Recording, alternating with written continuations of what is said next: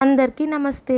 ఈరోజు మనం simple and super tasty jeera rice ఎలా చేయాలో నేర్చుకుందాం. ఫస్ట్ ఆయిల్‌లో 2 బిర్యానీ ఆకులు వేసుకోవాలి.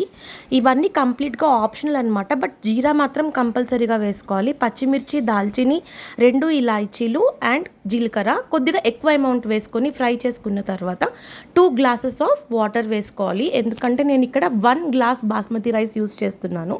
సో డబల్ రేషియో మనం వాటర్ యూస్ చేసుకోవాలి. టేస్ట్‌కి సరిపడగా సాల్ట్ వేసుకోవాలన్నమాట. ఇక్కడ చూపిస్తున్నాను చూడండి, 1 గ్లాస్ బాస్మతి రైస్. నేను అదే గ్లాస్ తోటి ఇందాక 2 గ్లాస్ ఆఫ్ వాటర్ వేసుకున్నాను.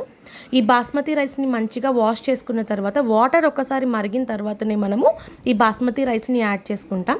దాని తర్వాత కొత్తిమీరని మంచిగా కడుక్కొని ఫైన్గా చాప్ చేసుకోవాలి. ఫైన్గా చాప్ చేసుకున్న కొత్తిమీరని ఈ వాటర్లో మనము యాడ్ చేసుకుంటాం అన్నమాట. దీనివల్ల మంచిగా ఫ్లేవర్ అనేది మనకి ఎన్హాన్స్ అవుతుంది. ఇలా లో ఫ్లేమ్లో మనము మూత పెట్టేసుకొని బాగా కుక్ చేసుకోవాలి. సో ఇది చాలా సింపుల్గా సూపర్ అండ్ టేస్టీగా రెడీ అవుతుంది. రెగ్యులర్ రైస్ తిన్నప్పుడు బోర్ కొట్టినప్పుడు జీరా రైస్ పక్కా ట్రై చేయండి మీరు కూడా. ఇప్పుడు మనం సర్వ్ చేసుకుందాము. ఈరోజు కాంబినేషన్లో నేను దాల్ పాలకూర పప్పు అనేది చేసుకున్నాము కాంబినేషన్కి. రైస్ చూడండి ప్రాపర్గా ఈవెన్గా కుక్ అయింది.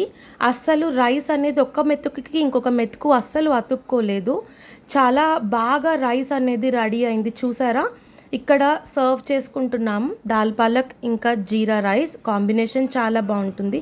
మీరు కూడా ట్రై చేయండి. Thank you so much for watching.